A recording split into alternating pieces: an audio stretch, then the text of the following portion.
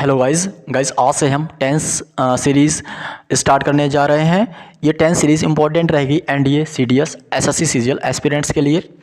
NDA और CDS में tense से सेंटेंस इंप्रूवमेंट के माध्यम से क्वेश्चन पूछे जाते हैं। तो आज की हम शुरुआत करेंगे सिंपल प्रेजेंट टेंस से। देखिए, सिंपल प्रेजेंट टेंस में हैबिचुअल एक्शन होता है। ये habitual action habit, custom, practice, repeated action, permanent activity, general truth और पोजेशन के तौर पे देखी जा सकती हैं। अगर ये आइडियाज़ आपको किसी भी सेंटेंस में मिले तब वह टेंस सिंपल प्रेजेंट में लिखा जाएगा। इन आइडियाज़ को हम व्यक्त करते हैं एडवर्ब के माध्यम से, जिन्हें हम बोलते हैं एडवर्ब ऑफ फ्रीक्वेंसी, जैसे कि ऑफन, सेल्डम, नेवर, ऑलवेज और डेली। अब इस बात को हम प्रैक्टिकल समझने की कोशिश करते हैं। एग्जाम्पल के तौर पे ये सेंटेंस लिखा हुआ है, this house is belonging to me. This house is belonging to me. अब यहाँ पे देखिए बिलोंगिंग आया। बिलोंगिंग का मतलब क्या होता है? बिलोंगिंग का मतलब होता है पोजेसन। क्या होता है? Possession, right. बिलोंगिंग का मतलब होता है पोजेसन। और हम अभी बोला हमने आपसे कि अगर किसी भी सेंटेंस में पोजेसन आ जाए या फिर परमानेंट एक्टिविटीज़, इनमें से कोई भी आ जाए तब वह टेंस सिंपल प्रेजेंट में लिखा जाएगा। तो हम यहाँ पे लिखेंगे this house belongs, this house belongs to me, right. एक दूसरे एग्जाम्पल के माध्यम से हम समझते हैं। He is having 3 cars. He is having 3 cars. अब देखिए, देखो सेंटेंस इंप्रूवमेंट की जो एरर्स आती है उसमें आप एक बात ध्यान रखेंगे कि अगर कोई टेंस प्रेजेंट में है, प्रेजेंट में है, जैसे ये प्रेजेंट कंटिन्यूस में है, तो इसकी जो एरर मार्क करेंगे हम वो प्रेजेंट में ही होगी, चाहे वो परफेक्ट में हो सकती है या सिंपल प्रेजेंट में हो सकती है। प्रेजेंट का पास्ट में नहीं हो सकता। कहने का सेंस है कि सेंटेंस इंप्रूवमेंट में ना जो टाइम पीरियड होता है, टाइम होता है, यानी पास्ट है या प्रेजेंट है, तो पास्ट का पास्ट ही रहेगा, प्रेजेंट का प्रेजेंट ही रहेगा। For example, he is having 3 cars. अब इसमें हमें एरर मार्क करनी है। पहले तो हम इसे ऑप्शन से एलिमिनेट करेंगे। इसमें वॉज नहीं हो सकता और गॉट नहीं हो सकता। क्यों?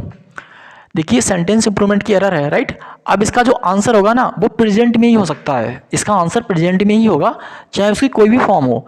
यानी इसका जो काल है ना, जो इसका टेंस है वो चेंज नहीं होगा। तो हमने वॉज और गॉट को हटा दिया। अब बचा हैज़ और डी, नो इम्प्रूवमेंट। अब देखिए, हैविंग आया। हैविंग का मतलब क्या होता है? हैविंग का मतलब क्या होता है? हैविंग का मतलब भी पोजेशन होता है, हैविंग का मतलब भी अधिकारी होता है। हैविंग का सेंस और बिलोंगिंग का सेंस, इन दोनों का एक ही सेंस है। इन दोनों का एक ही सेंस है, वो है पोजेशन। अब जब किसी भी सेंटेंस में आपको पोजेशन मिल जाए ना, तब हम मान के चलें 100%। वह टेंस कंटिन्यूस फॉर्म में नहीं हो सकता, वह टेंस कहलाएगा सिंपल में, सिंपल प्रेजेंट में। तो हम यहाँ पे मार्क करेंगे ए। इसका आंसर होगा he has 3 cars, right. He has 3 cars. Next, my mother is always finding fault with the maid servant. अब देखिए, यहाँ पे एक एडवर्ब आ गई, एडवर्ब ऑफ फ्रीक्वेंसी, राइट। ये एडवर्ब आ गई, ऑलवेज, नेवर, सेल्डम, ये एडवर्ब्स हैं। एडवर्ब ऑफ फ्रीक्वेंसी, इन्हें हम बोलते हैं एडवर्ब ऑफ फ्रीक्वेंसी। अब ये एडवर्ब आ गई ना, अब ये कौन सी एडवर्ब है? ये तो ऑलवेज है, तो एक परमानेंट एक्टिविटीज है इसकी। और जब आपको किसी भी सेंटेंस में परमानेंट एक्टिविटी मिल जाए तब आप उसे क्लिक करेंगे किसमें? सिंपल प्रेजेंट में। देखिए, अब इसका आंसर क्या होगा? माई मदर, ए इसका आंसर होगा, finds fault. My mother finds fault with maid servant, right. यहाँ पे my mother always finds fault, right. यहाँ पे is finding, answer is finding को हमें एलिमिनेट करना पड़ेगा। क्यों? क्योंकि ऑलवेज एक परमानेंट एक्टिविटीज़ है। और जब किसी भी सेंटेंस में आपको परमानेंट एक्टिविटीज़ मिल जाए ना, तब वह सिंपल प्रेजेंट में बनेगा। तब हम यहाँ पे लिखेंगे my mother always finds fault with the maid servant, right. अब यहाँ पे कुछ और पॉइंट है जिन्हें हम जानेंगे। देखिए, आपने स्टैटिव और प्रोग्रेसिव वर्ब के बारे में सुना होगा।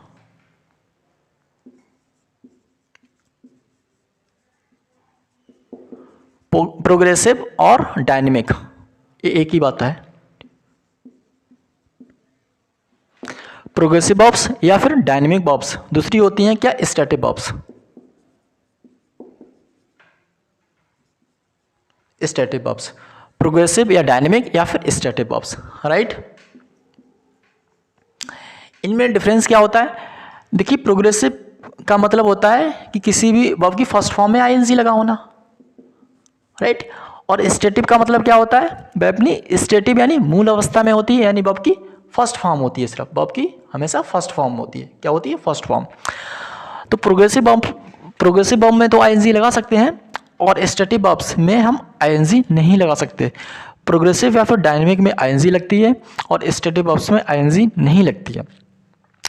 अब आप कैसे पता करेंगे? देखिए कुछ वर्ब्स होती हैं जो हमेशा ही अपनी स्टैटिक अवस्था में रहती हैं, यानी अपनी मूल अवस्था में रहती हैं।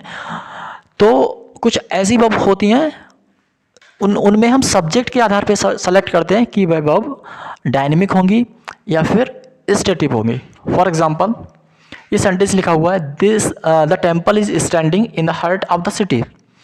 The temple is standing in the heart of the city. अब देखिए यहाँ पे टेम्पल है, ठीक है, राइट। इज स्टैंडिंग का मतलब क्या है? क्या टेम्पल एक रनिंग अवस्था में है, कंटिन्यूस फॉर्म में है? भाई टेम्पल तो स्टैटिक है, जहाँ पे बन गया वहाँ पे तो बन गया ना, अब उसे उठा के दूसरी जगह पे तो नहीं कर सकते टेम्पल को। भाई एक बिल्डिंग ही तो है टेम्पल, राइट। तो टेम्पल एक स्टैटिक फॉर्म में है, यानी एक अपनी मूलावस्था में, आप इसे एक जगह से दूसरी जगह स्थानांतरित नहीं कर सकते।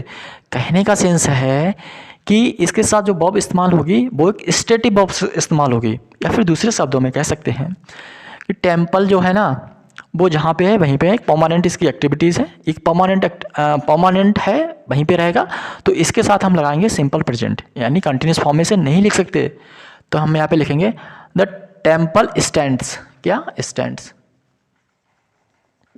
दोनों तरीके हम समझ सकते हैं। देखिए टेम्पल यहाँ एक जगह पे बन गया तो दूसरी जगह पे तो ले जाना संभव है नहीं। कहने का सेंस है इस टेम्पल को ना हम ऐसी वर्ब के द्वारा रिप्रेजेंट नहीं कर सकते जो इसे डायनेमिक दर्शाए। कहने का सेंस है इसके साथ स्टैटिक वर्ब्स इस्तेमाल करी जाएगी। हाँ नेक्स्ट